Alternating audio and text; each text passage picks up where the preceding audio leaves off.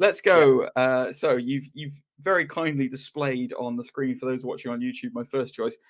This is in the realm of it's never going to happen because one of these franchises is owned by Disney now, and the other one is owned by Warner Brothers and DC. But so my first choice for our listeners is the crossover comic Superman and Aliens. I know what you guys are thinking. That's a joke kind of thing. That's a joke crossover. That's ridiculous. This so there are a lot of surprising comic crossovers with famous kind of movie sci-fi monsters.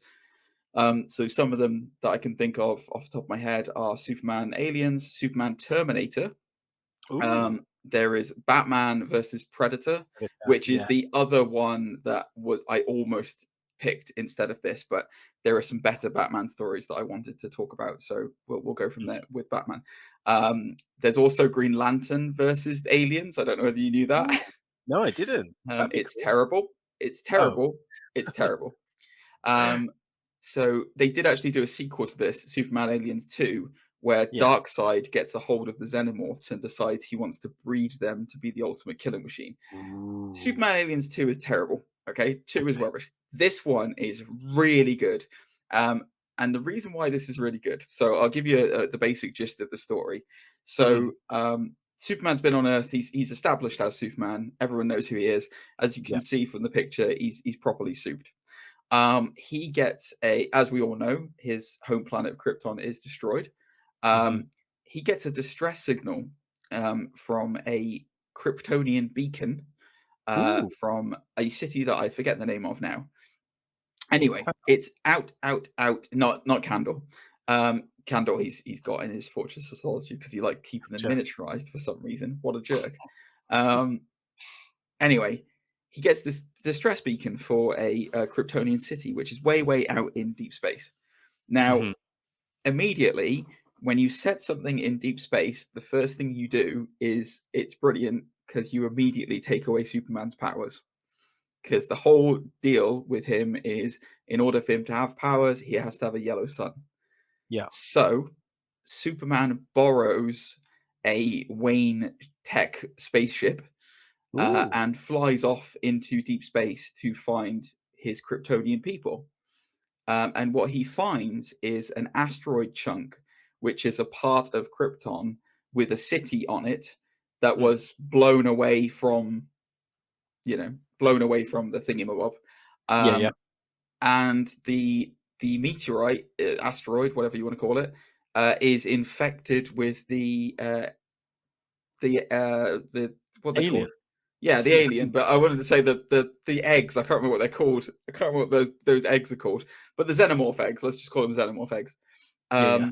And so it becomes this weird, like, amazing horror story where Superman basically doesn't have any powers.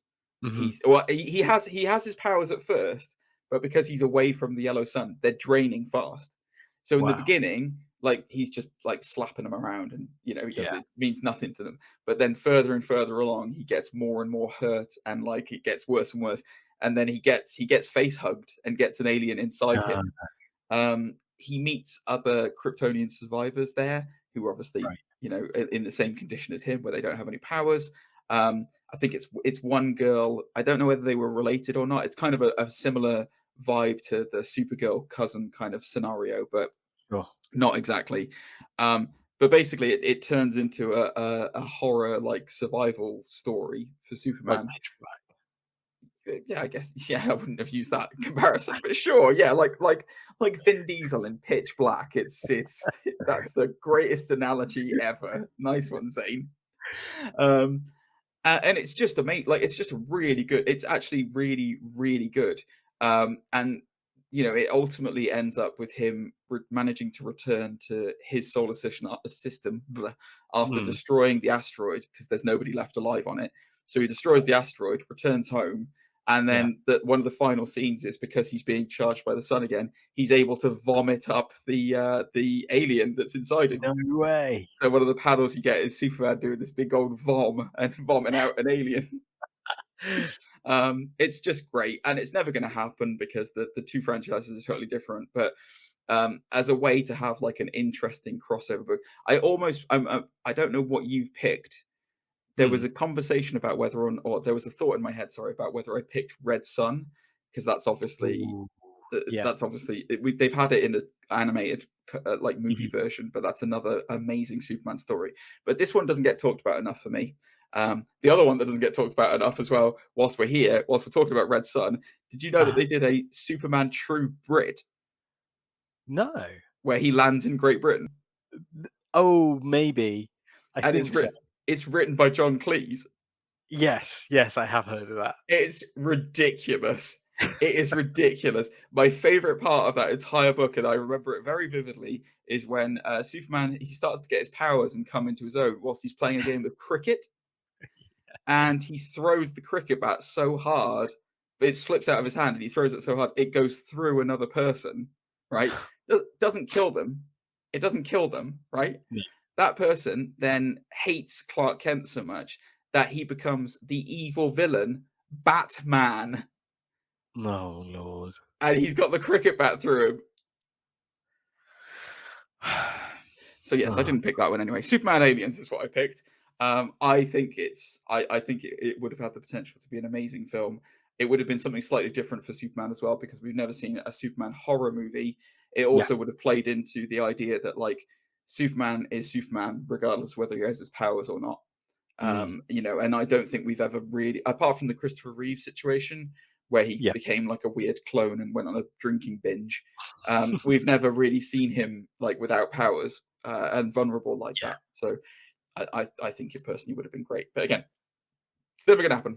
But yeah, that was my first choice. I'm going to put you on the spot a little bit. If you had to fan cast a Superman and a director behind this, say DC said, green light, you're going to do this on HBO Max, who would you choose as your director? Why would you do that to me? Why would you put me on the spot like that? That's a horrible thing to do. Because you like to excel. You have no evidence of that. Nothing in my life says I like to excel. You lie. You lie to me, Zane. Who would I pick? Well, it's horror. Here's an out of the box choice for this. Sam Raimi. Ooh, is the director. Yeah. He knows what he's doing when it comes to comic book movies. He's Yeah. got experience with it. He also knows what he's doing with horror. And I think he would do a very good job handling both those franchises. As far as a Superman, Cavill, just give it to Cavill. He's awesome. I'm sorry, like I can't picture anyone else as Superman right now. Plus, I'm watching The Witcher as we speak, season 2 of The Witcher, and like he's doing spooky horror stuff in that as well. So like he's perfect. So yeah, keep it as Cavill and put Sam Raimi in charge. There you go, done. Nice, I like that. I would watch that. Is it your turn next, or am I going to have to talk about another one? It's going to be yours. Oh, you're such a bar steward. You really are, honestly. All right, are we just going to go through all mine and then go through all yours? I thought we were going to intersperse these. I did this. I rushed it. Great, thanks. All right.